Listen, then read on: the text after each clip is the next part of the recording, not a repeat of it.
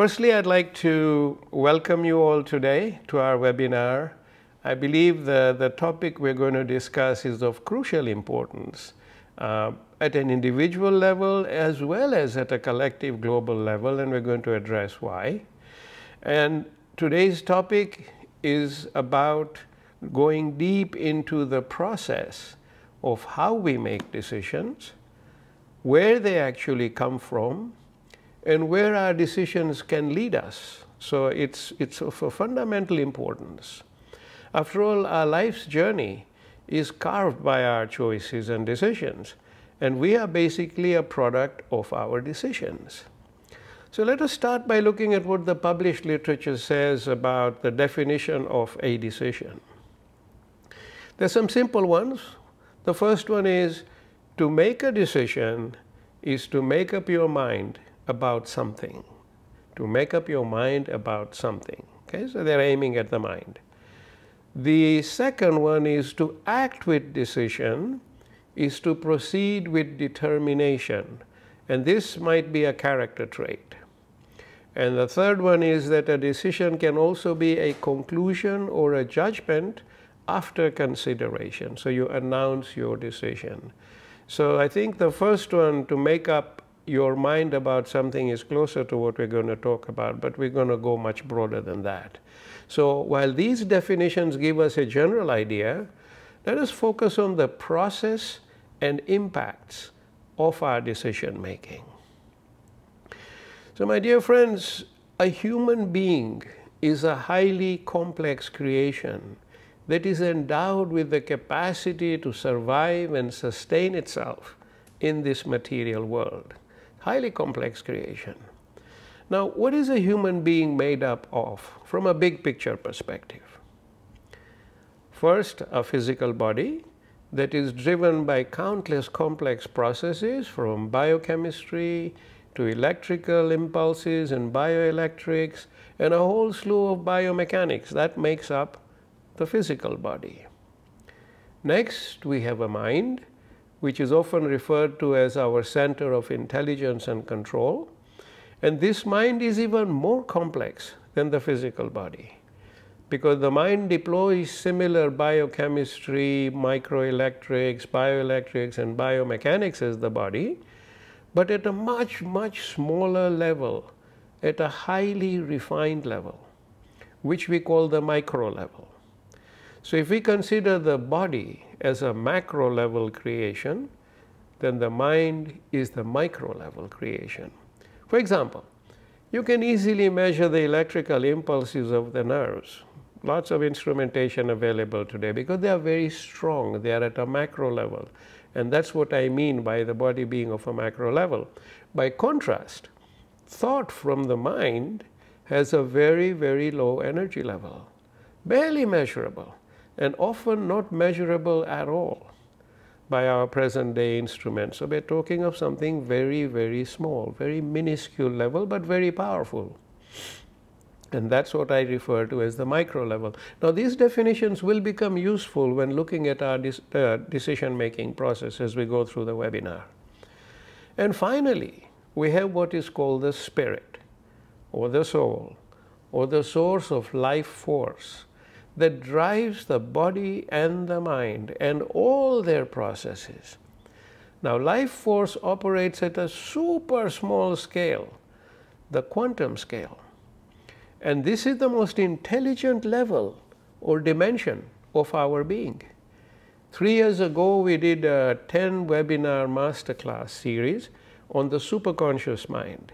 And many of you may have attended it. And in this masterclass series, we explored the question, if we only use 10 to 12% of our mental capacity, and in the case of some geniuses, say 15%, where does the balanced 85% of our intelligence capacity reside? And that was the question we explored in a lot of depth. It is present in our superconscious mind, which in essence is the level of our life force.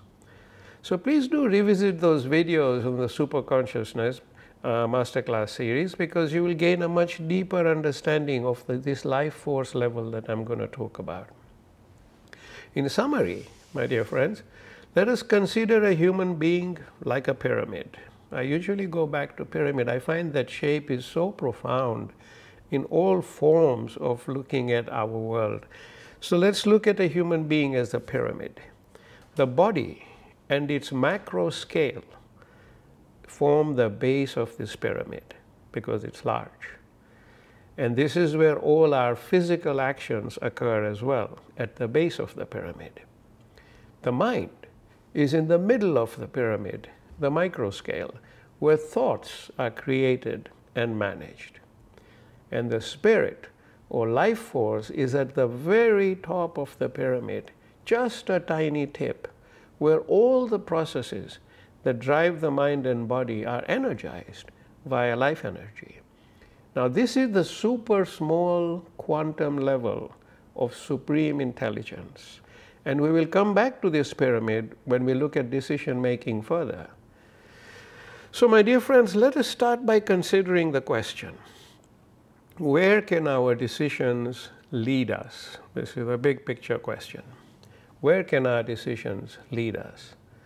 When we take a step back and look at the makeup of our being with all its three levels, from the smallest quantum level at the top of the pyramid to the largest action level at the bottom, we realize that each one of us is an absolutely fascinating creation. We are no ordinary creatures. We are a truly unique combination of the most powerful aspects of nature. And yet, how did we, as this unique creation, get to the point today where we see live on screen humans massacring each other with impunity and causing untold devastation? How did we get here? Aren't we deeply impacted by how we are actually destroying the most unique and beautiful creations of nature, our fellow beings, in thousands every day? Look at what it takes to create and craft such an incredible being. None of us are capable of that. Yet, we simply destroy the finest creation of nature with the squeeze of a trigger. How sad a state have we as a humanity reached, and why, and how? It all boils down to our decisions and choices. As individuals and as a collective humanity, they have led us here to this lamentable state, and it may have been our generation and the generations before. But these cumulative decisions have led our world to this lamentable state. That's where decisions can take us. So, my dear friends, our decisions can lead us to the greatest of heights of progress. And we have seen that too in our history. And similarly, our choices can take us to rock bottom, like where we are now today in this war-infested world. Most of us may say, but I had nothing to do with it. Sadly, the truth is we all had something to do with it, and we all continue to have something to do with it. How, you may ask?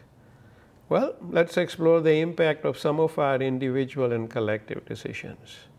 Number one, we all elect, or most of us elect, unqualified and sometimes insane leaders who drag our world into conflict and destruction. But we elect them, we vote for them. When we voted for them, we made very poor decisions.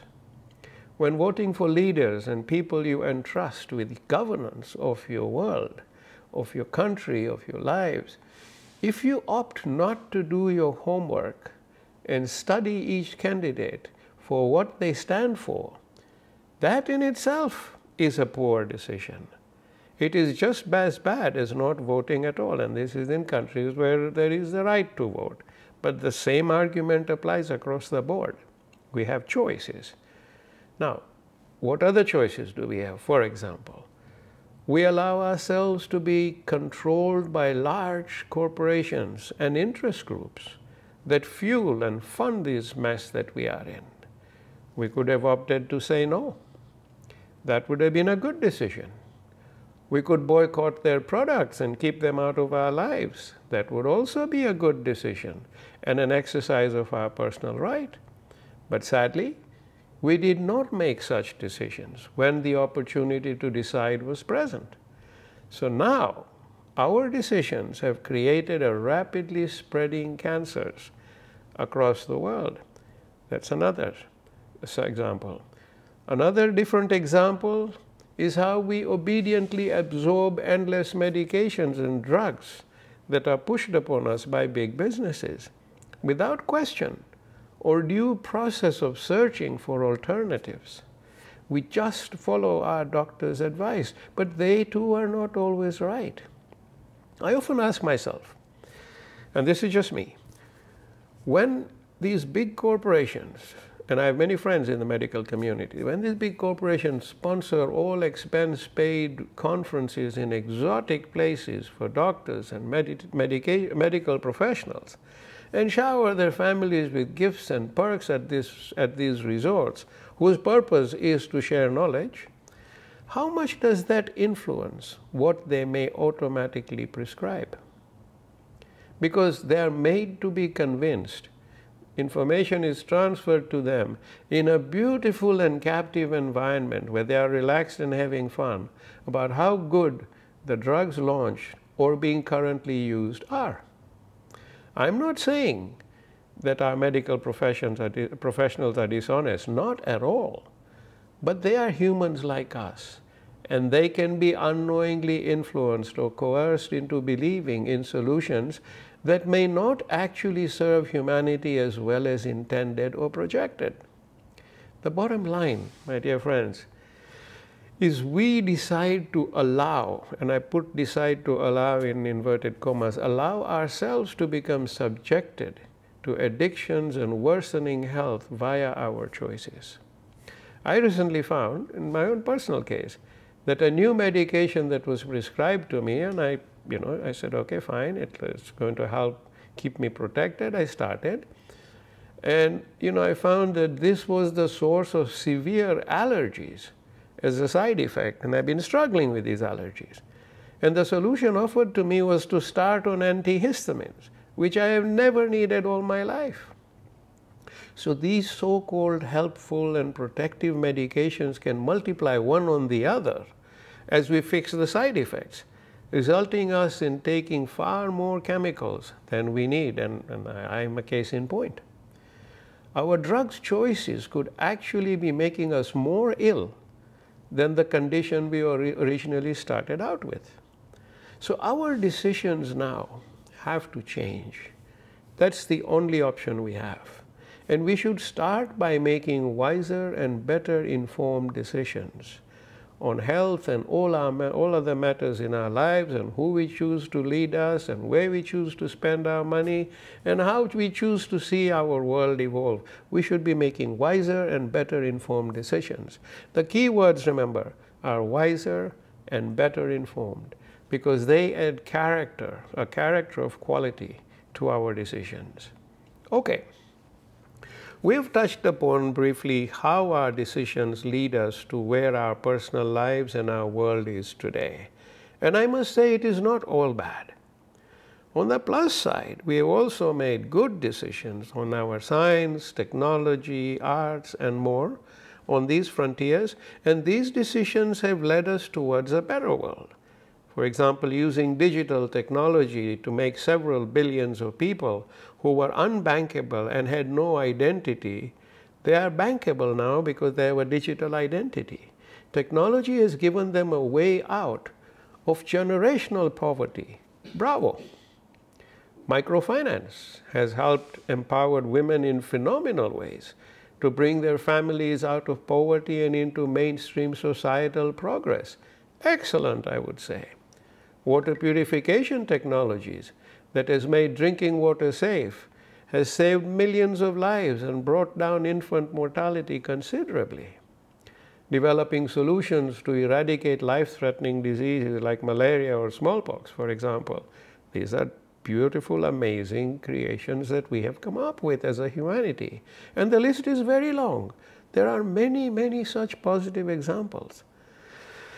But these are all products of positive decision-making and creative endeavors. Another two good characterizations of decisions, positive and creative. Hence, the good news is that we are all endowed with the capacity and intelligence to turn our world around for the better and lead ourselves towards immense positive progress. Key lies in our decision making. And what is it going to take? Sound decisions and choices.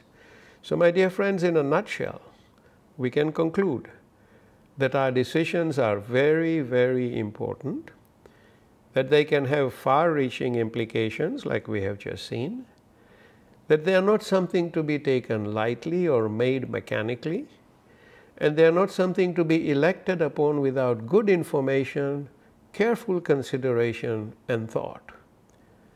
So, how can we consciously strive to make better quality decisions? How can we do this? Let us begin by taking a closer look at the mind, which is our core processor of intelligence and information. Are all our decisions made by the mind, I ask? Or do they come from another level of that pyramid we talked about just now? Where exactly do our decisions come from? That's what we're going to dig into deeper today, and then we're going to use that process to benefit us and humanity at large. Let us look at the makeup of the mind, which is comprised of three levels.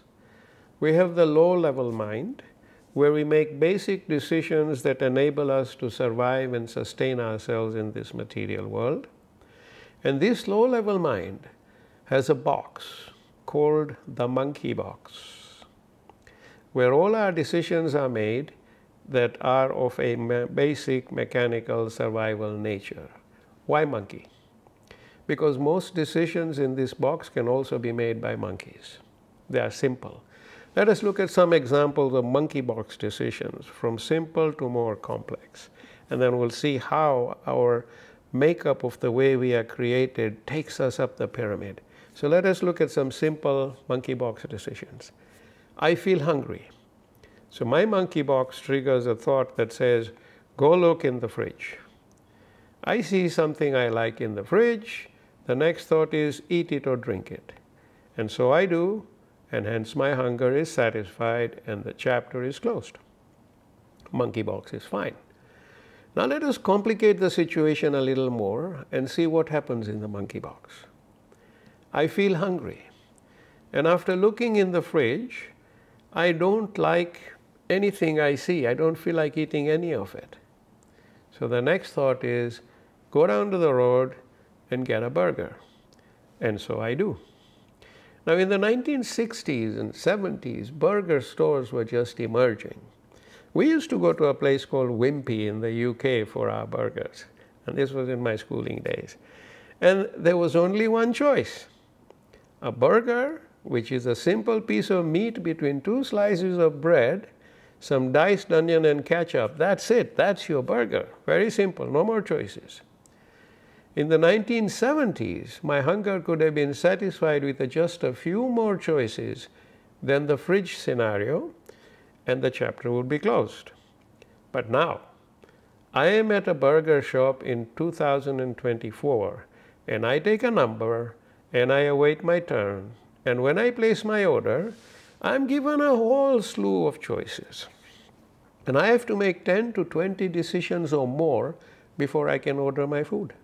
Like, for example, single or double Whopper, cheese or no cheese or double cheese, relish or guacamole or blue cheese or 4 other types of toppings, white bread or brown bread or potato bread, fries, yes or no? If yes, another 6 types of fried potato, French fries, curly fries, potato wedges, home fries, seasoned fries. Which one?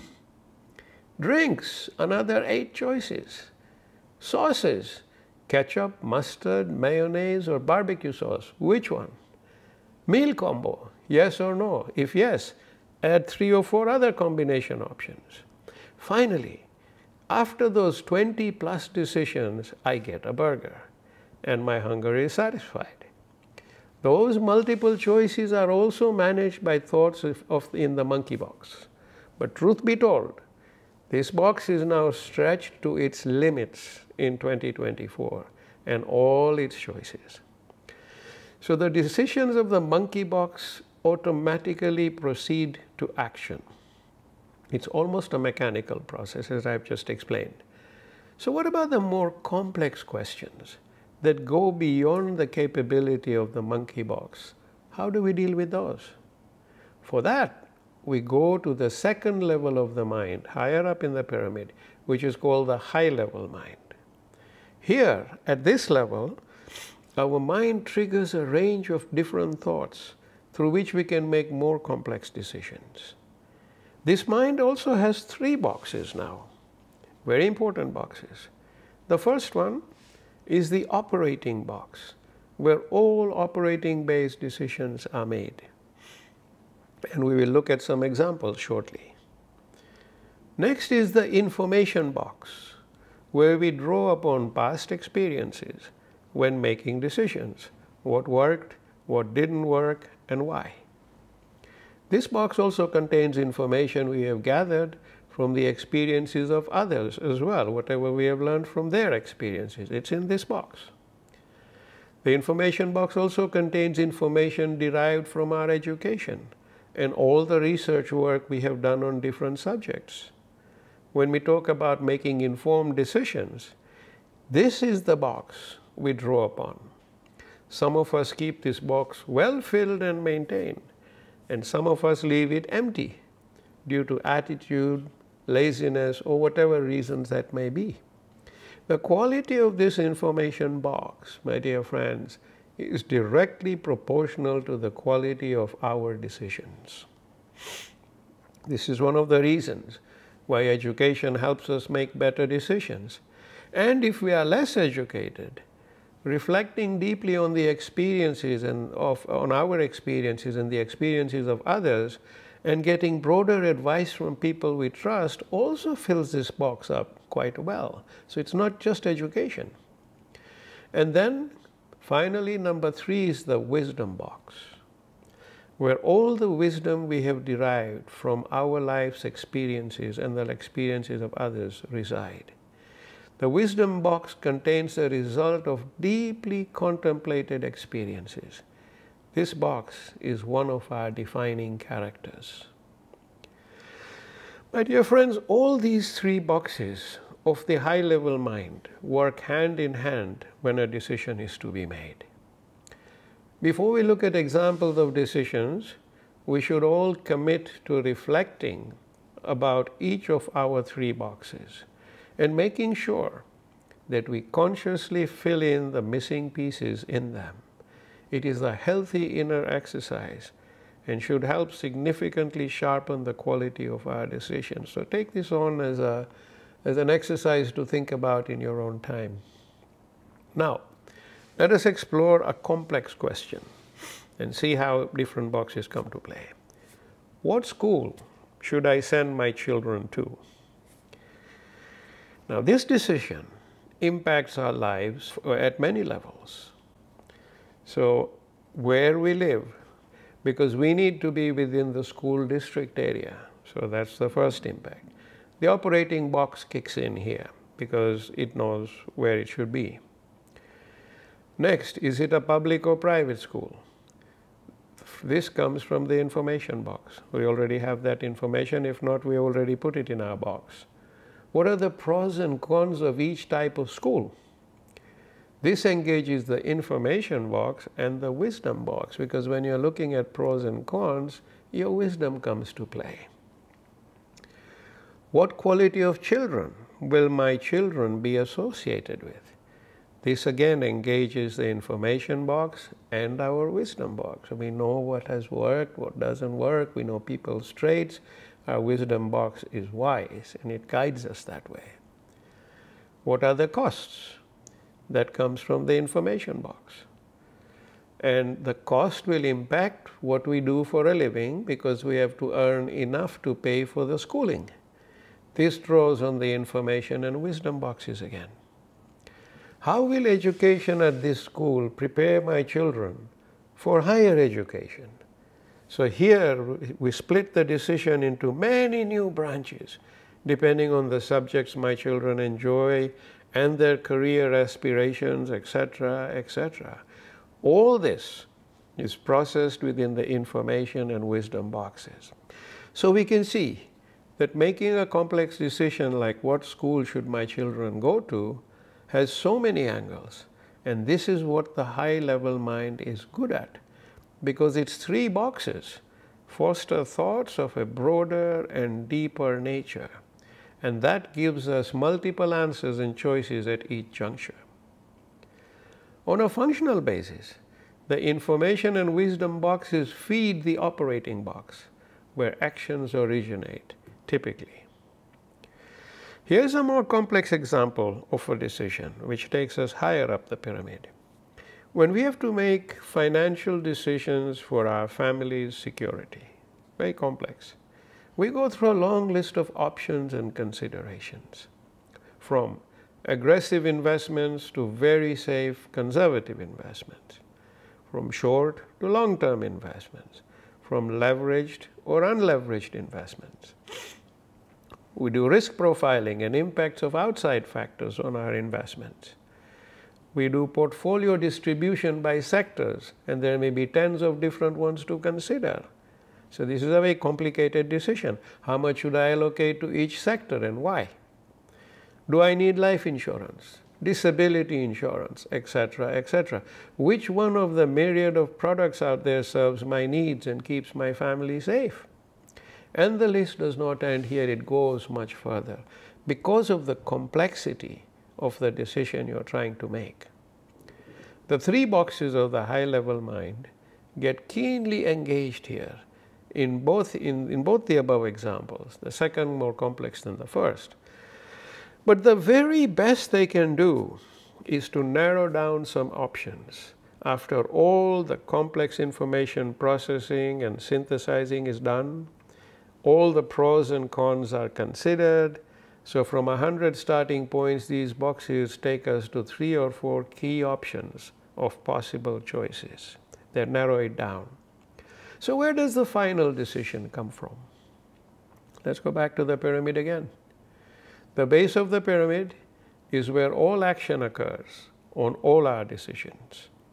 The simple survival-based decisions of the monkey box are also acted upon down here, close to the base of the pyramid. Then as we go towards the middle of the pyramid, we make our more complex decisions here, using our operating, information, and wisdom boxes, the three boxes. Decisions like where should my children go to school, for example.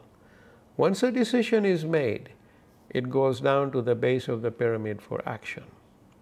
Then for even more complex questions like how do I plan for the financial security of my family, a question with lots more options and serious consequences, we go even higher up the pyramid, closer to the peak.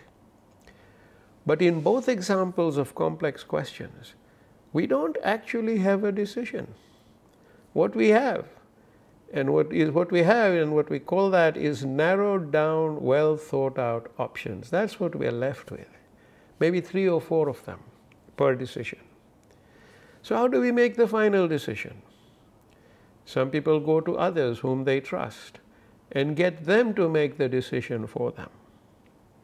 But such decisions are wide open to human flaws. So if we want to make the best final decision, we have to go higher up to the top of the pyramid, the level of life force, the level of inspiration, which is where our supreme intelligence resides. That's where we have to go. There we can draw upon inspiration that helps us pick the best of the multiple options our high-level mind and its 3 boxes have processed. So my dear friends, the level of inspiration is where our final decisions actually come from. It comes down from the peak, which is, of a super small quantum nature, down to the higher level mind, inspiring all its 3 boxes to facilitate a final decision that then flows down the pyramid to the action level, at its base. The inspiration level has no boxes because it is infinite and quantum in its scale. But it can be accessed by each one of us when we seek guidance through inspiration and when we seek to make the best decisions we are capable of making. Remember, the level of life force or inspiration knows the full extent of our life's journey and its purpose here in this world. And decisions that come from this level lead us towards the fulfillment of our life's purpose. Such decisions, they help us walk through the right doors and not learn the hard way. Now, I have shared many webinars on life's purpose and karma, etc. Please revisit these videos on our YouTube channel, and that's where we talk about purpose. So in the decision-making process I have shared so far, via the pyramid, we process our information and options with maximum exercise of wisdom to reach a point where we then surrender it to the highest level of our being and accept the final decision that comes through inspiration. To do this effectively, we must, number one, understand how best we should approach making our decision with all the three boxes engaged. Number two, trust in the fact that we have done our best in being as responsible as we can with the intellectual processing of our options. And three, and finally, have full trust in the highest level of our being, the higher self, the inspiration level, where we surrender the process and remain fully committed to accepting the decision that comes to us by inspiration, even if we may not like what it says.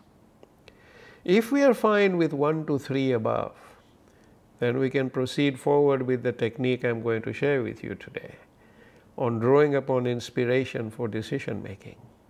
If we are not fine with 1 to 3 above, then the technique I'm going to share will not be of much help to you. Okay, so we agree that we submit to those three, or we buy into those 3 stages. Now let us learn the inspired decision-making technique. It has 3 parts, which begin after we have processed all our options, pros and cons, and intellectually narrowed down our decision-making information. That's when this process starts.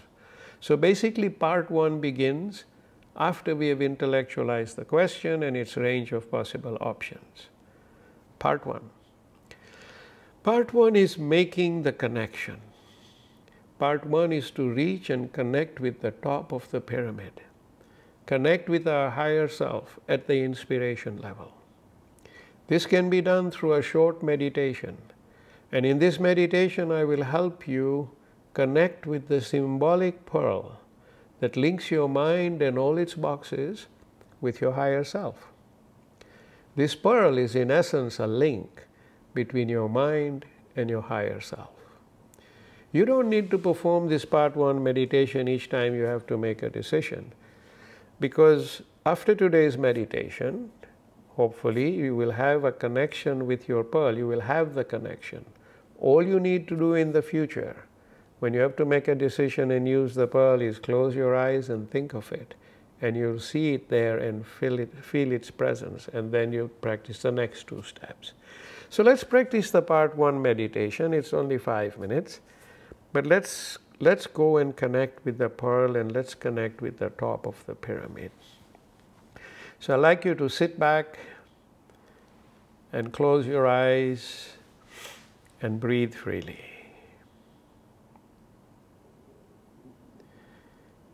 Be completely relaxed. Let go of all your tensions and worries and emotions, and be at peace. Breathe in pure peace. Let yourself reach a level of pure peace. Take a couple of moments.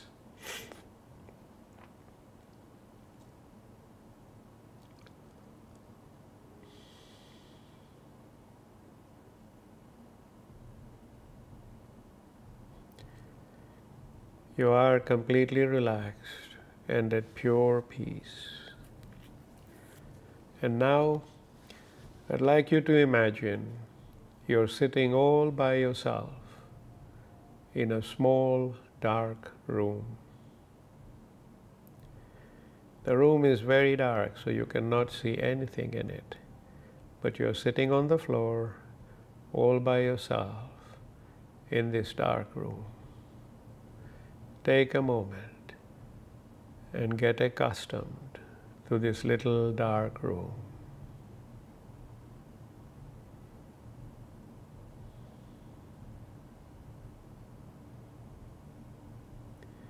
You cannot see its walls, you cannot see anything, but you are there all by yourself in this little room.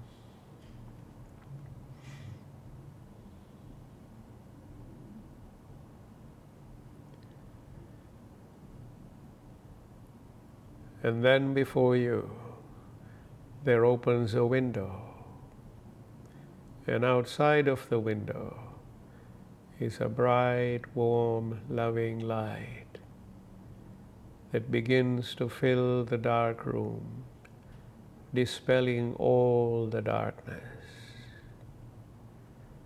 And you are now in pure light.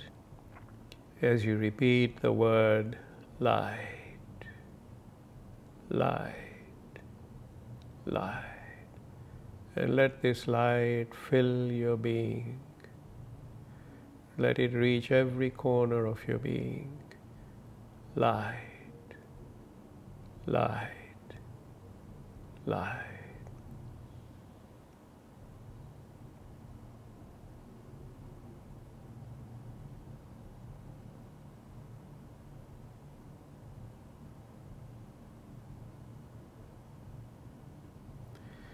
You are surrounded by pure, loving light.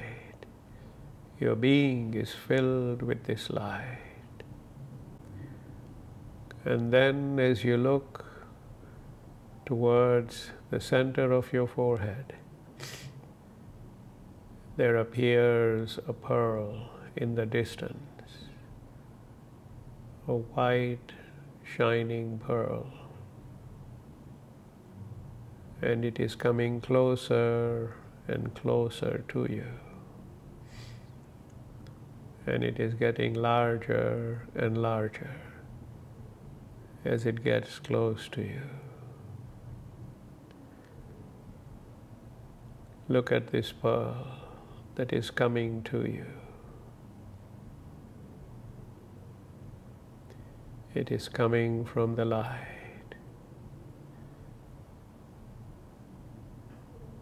And then it reaches the center of your forehead and merges into you. And now when you look into the center of your forehead, you see this beautiful white shining pearl. This is your pearl. This is your connection with your higher self, from where the pearl has come. This is your linkage with your higher self. And this pearl is going to be with you forever, for it is yours, and it has come to you from yourself. Take a moment, look at this pearl, and focus on it.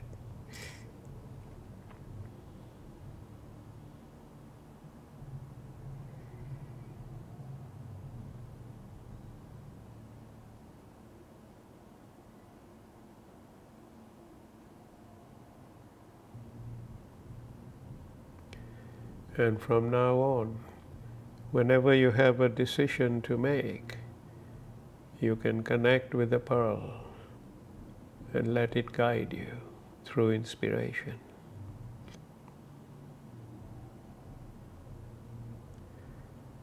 You may open your eyes whenever you're ready.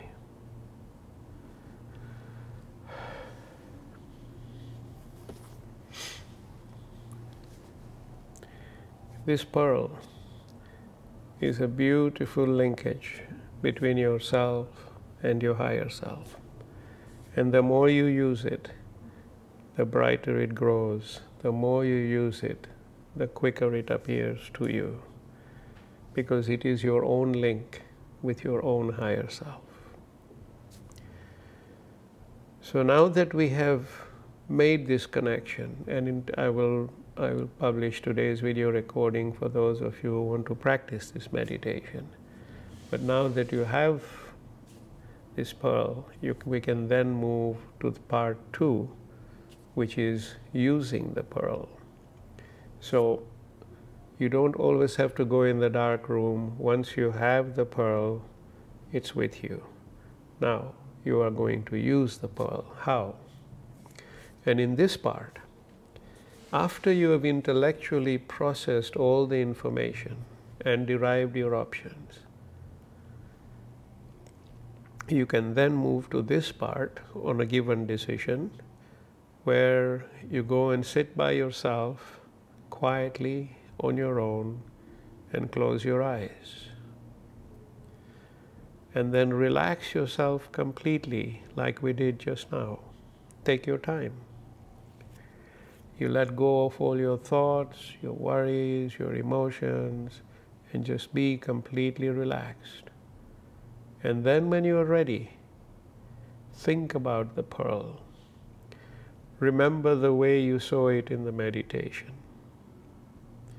And wait with patience till you see it or feel its presence. Usually it happens very quickly once you have learned to use the pearl frequently. So go to the stage where you can see your pearl or you can feel its presence.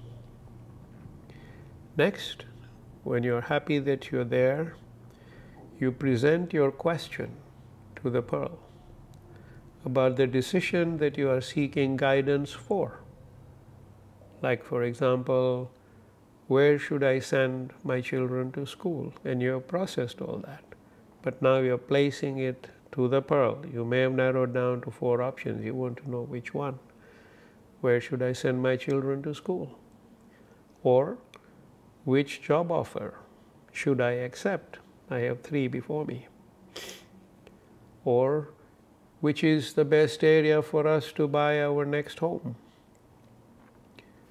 Or if I'm investing in property, which is the best area for me to invest? And I've done my homework and I know narrowed down to 2 or 3 or 4 choices. Or should I go deeper in this relationship that I am currently in? Or should I accept the marriage proposal?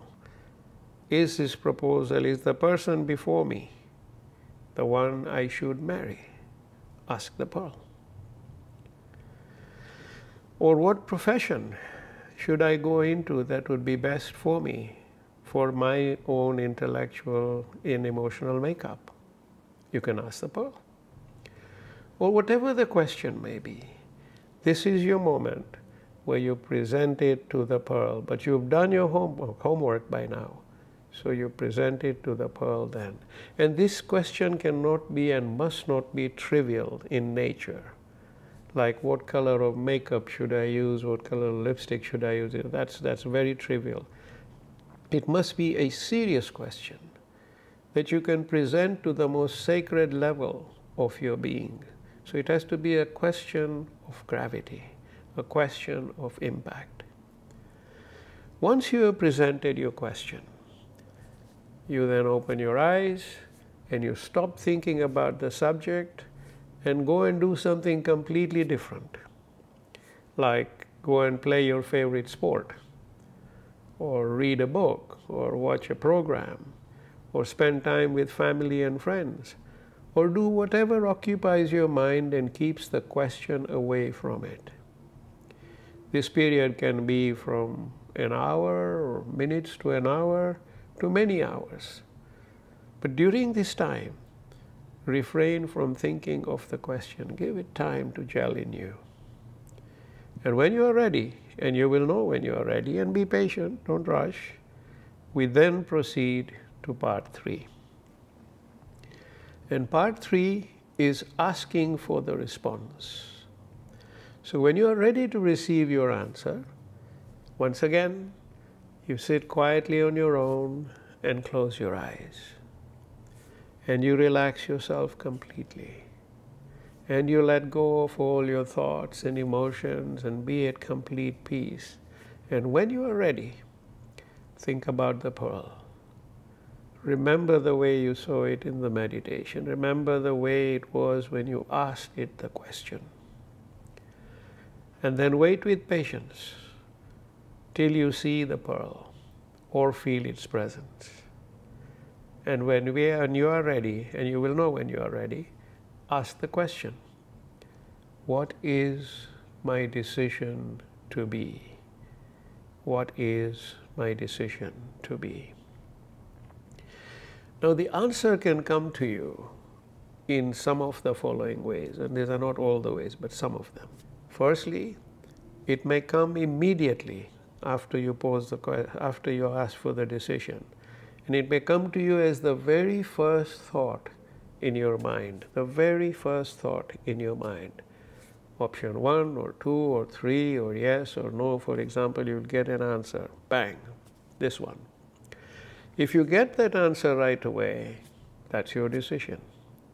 And you cannot second guess it. If you don't like the answer, you cannot go back and keep asking the same question till you get a response you're happy with. That's a waste of your time and everybody's time. You only get one shot at it, which is why you have to be committed to accepting the first answer you get, if that is how it comes. If your answer does not come as a thought, it may show as a symbol. One of the members of our group, Arif Ismail, who's been practicing this technique for over 20 years, and he shared a brief interview with Tosin on how he uses the pearl and in what situations and what he experienced. And I'm going to attach that clip to today's webinar so you can hear him. And he's very articulate. But one of the examples he gave was after he had to decide where to buy their next property because they were looking towards London. But he wasn't sure because they were living outside of London, way away. And so he went through the options and then placed the thought and the question to the pearl. And then he says, and you'll hear it in his own words, but then he says that immediately after that, after placing what should my decision be, he felt like he was in outer space. And there were lots of stars and he could see planets. But he kept going towards one planet, which is Saturn. He kept looking at Saturn because it's a circular with a ring. And he thought, why Saturn? And then as he was thinking that through, it dawned on him that Saturn was the shape of the London Underground sign, which is also like the shape of Saturn, blue and red. And he realized that his answer was go towards where the London Underground begins or is serviced, which he did, and ended up being a very good investment. And he will share with you examples of where he was protected. So do watch that at the end of today's webinar. It will be in the video I'll release. Now, if you don't get a symbol, you don't get an immediate thought, or you may get nothing right away, then over the coming days, you may either see a sign, or you may read something, or it may appear to you as you are reading, it may appear in between the lines, or someone may say something to you, even if it's unrelated, and you will know that's your answer. You will know that's your answer.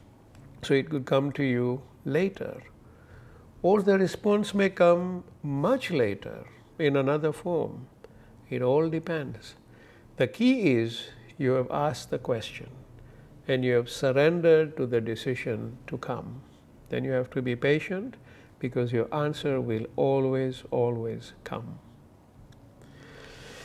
So that is how the process works. And once the answer comes to you, in whichever form, embrace it and act upon it And when you look back over time, you will see how you have been guided by the blessing of inspiration, the role it has played in your journey by enlightening you and giving you properly guided decisions.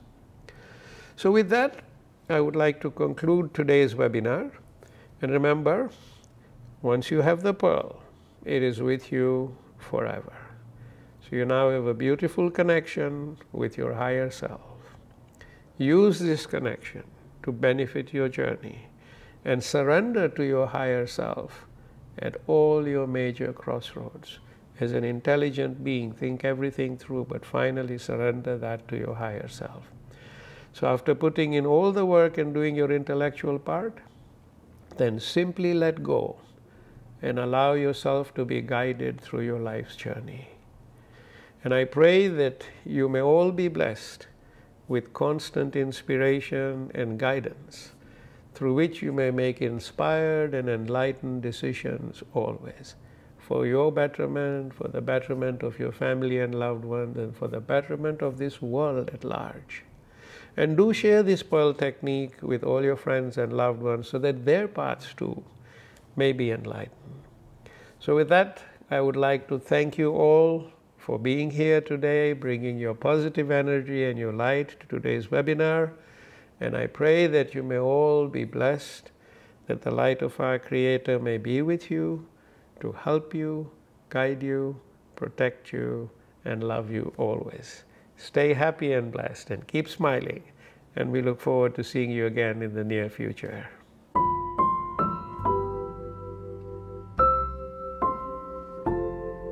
I wanted to talk about last week's meditation masterclass, session 4. Yeah. I was really thoroughly enjoying that, especially the aspect of using the pearl and consulting the pearl for guidance. So I wanted to expand on that with you, because I understand that you've been using the pearl for many years. Could you expand on that? That's right. In fact, this is going back many years now. In fact, I would say about 10 years ago. I was fortunate enough to be sitting in one of Amyn Dahya's lectures, where he was actually teaching all the participants on how to use the pearl meditation. So, as I said, I really consider myself very fortunate to have been there, because what I learned there has been really, really useful. And I've been using this technique ever since then. Can you share with us, and some of the viewers that might be watching this, can you share with us some of the results you've got from using the pearl? Yeah, so before I answer that question, I'll just quickly mention that in that lecture where Amyn taught us this technique, one of the things he mentioned was that we should treat this with respect and not just ask trivial questions like, what color lipstick should I wear today? Or what aftershave should I go and buy? Not questions like that. I mean, these questions should be important questions that they're going to make a difference to your life. So these are the questions that should be put to the pearl. So to give you an example, one of the questions. So another thing I should mention is that Amyn was also saying that when people use the pearl, they get an answer, but it may take a different form for different people because everyone's different. So, for example, somebody may get an answer in an audio form. So they may hear something. That will be an answer for that person to that question. Other people may get an answer in the form of an inspiration. So they may get a thought that would answer that question. But in my case, one thing that I've noticed is all the answers that I've ever got from all the questions I've asked, all the answers seem to be in a visual form. What I see is either a picture in front of me or like a video in front of me. And that usually gives me the answer. So to give you an example, we were living outside on the outskirts of London, and we'd been thinking about moving to London for a long time. And properties in London, as everybody will know, are very expensive. So it was a big decision for us at the time. So I thought to myself, I've learned this technique. I've put in the question to the higher self. Why don't I do that? So I put the question to the higher self whether we should buy a property in London or not. And the answer, as I said to you, I usually get answers in a visual form. So I found myself floating in space.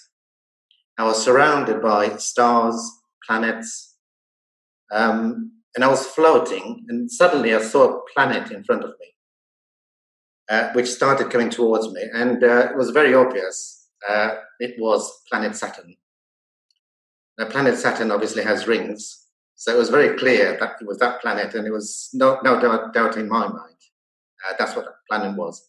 So this planet started coming towards me, and then it stopped. And then I thought to myself, I've asked a question about moving to London. What has Saturn got to do with London? So that planet Saturn suddenly, miraculously, stopped and started turning into a red circle with a blue line. Now, I don't know if you recognize this. Underground, got it. Right, so obvious. The answer was very obvious to me. The answer is yes, go ahead, buy a property in London. Because those of you who are familiar with London Underground, that is the logo for that. So the answer was obvious, go ahead. In fact, I'll give you another example as well. Just recently, we had an offer of a commercial real estate that had potential to develop into residential flats. And there was a potential to make a reasonable profit from that project. So I was tempted. But at the same time, being a big decision, I thought to myself, I must put this question to the higher self and see what the answer is. Sure enough, the answer came in a visual form. I found myself in a small room, very brightly lit room. It was like a studio, very bright lights. And then suddenly I was looking in front of me, and I could see a grey coloured blanket made up of tiny specks. That grey blanket was coming towards me. And it came closer and closer to me, and I could clearly see the very tiny specks that this blanket was made of. And this blanket kept coming closer and closer to me, and suddenly that blanket just covered me completely. And I was sitting there in the dark. So 1 minute I was sitting in the very bright room. Next minute, I'm in complete darkness. And the answer was obvious to me. The answer was no, don't go ahead and do this. But as I reflect on it afterwards, those grey specks actually represented the coronavirus, COVID-19. As we know, what we're going into after the COVID-19 doesn't look very pretty from a commercial point of view. Yeah. So there you go. Oh wow, fascinating. So wow. in fact, Tosin, you might notice, but on both these answers, from my understanding, they're very intellectual answers. I find them just absolutely amazing, incredible. So when you think about it, when you put a question like that to the higher self is infinite intelligence. Yes. So it's not surprising that answers come to you in that way, in a very intellectual way, or to me. But I think because you're a very deep thinker, you're very intellectual person, so therefore it reflects you. And like Amyn says, possible, yeah, that's true. If you're an abstract thinker, you come to you in an abstract way. If you're a more specific thinker or a blue thinker, that's true. Possible. That way. So basically, I truly believe that your higher self resonates with who and your personality and who you are. Yeah. So those answers come very clearly. So for you, it's very clear, very vivid. It's not audio, it's very specific. No, you could be right. You have a vivid mind. So that's pretty fascinating to me. Now, that's very interesting because you've given two examples there relating to properties or real estate. So can we use the pearl? I know Amyn said yes, but have you used the pearl for other things other than just real estate? Can you give us other examples where the pearl has worked for you for other things, like a general kind of question? I mean, absolutely. The pearl can be used for any kind of question. In any way that your life is affected. It doesn't necessarily have to be property. or real estate. I mean, the only reason I'm giving those examples is just to illustrate how intellectual answers can be and how clear they can be as well.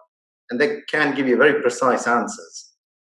In fact, in both cases, the way I see it, well, the first example of buying the property in London, we actually went ahead and did it. And to this day, we've never looked back. And that property was definitely the right choice for us. So I completely agree with you, because on those two occasions, it was very clear answers to you very specifically. So that was really fascinating to actually hear.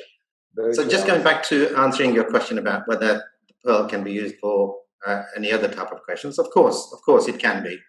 So it could be, for example, parents having to make a decision for their children, which school they should send their child to. It's a big decision. So, of course, a question like that can be put to the higher self. Another example could be maybe a couple in a relationship. Now they have to make a big decision. Should they or should they not tie the knot? Things like that, that can be put to the higher self. But that's an important question. It could be something to do with health, maybe. A patient might have gone to a doctor, and the doctor might have said this or this. The choice is yours. And that person is obviously left in a dilemma. What do they choose? Do they choose A or do they choose B? So a question like that. In terms of like a job opportunity. Yeah, even a job opportunity, yes. Yeah. Or it could be like a business trip or a business deal. So this could be used in many various forms. Anything that is going to affect your life in a material way, in a significant way, of course, it can be put to the higher self. This is why I go back to the beginning when I said, Amyn did mention, treat this process with respect. Don't ask trivial questions. Ask questions that are significant, and you will get your answers. I truly believe that. Wow, it's been fascinating. Thank you so much for coming here and sharing your views on it, because I think everyone on the webinar last Sunday thoroughly enjoyed that part of the meditation of using the pearl. And I truly hope that people can see the significance right now, and maybe a lot more of us will start to use it on a daily basis to make major decisions going forward. But I really thank you for your time. Absolutely. I would highly recommend it to all the participants to start using this technique. Very useful. Just mind-blowing to me. In fact, I'll mention another thing as well, Tosin, if you don't mind. No, please. Feel free. In one of the lectures, the masterclass sessions that Amyn did, he mentioned about the flow. He mentioned that whatever gift you may receive, it may be intellectual, it may be financial, whatever, always make sure that you're part of the flow. So whatever you receive with the left hand, make sure you give with the right. This is why when I'd learned this technique, I was very, very happy to do this interview so that others can learn as well, because I found it extremely useful.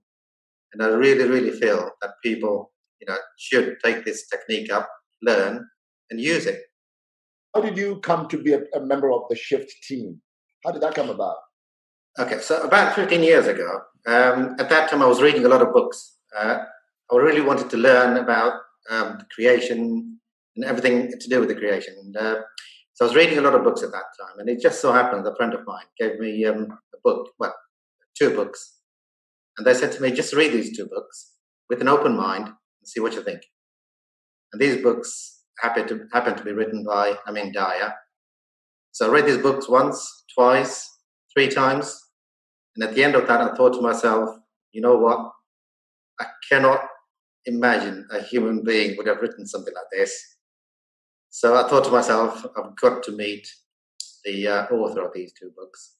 And as luck would have it, Amyn Dahya was due to come to London, England, to do a series of lectures. So I went to one of the lectures, and I was just blown away. So I went to a second lecture, and fortunately, at the end of that lecture, I was able to meet him. I had some burning questions, so I put those questions to him, and the way he answered them ticked every single box for me. And I immediately said to him, if you need any help with the work that you're doing, I'll be more than happy to help.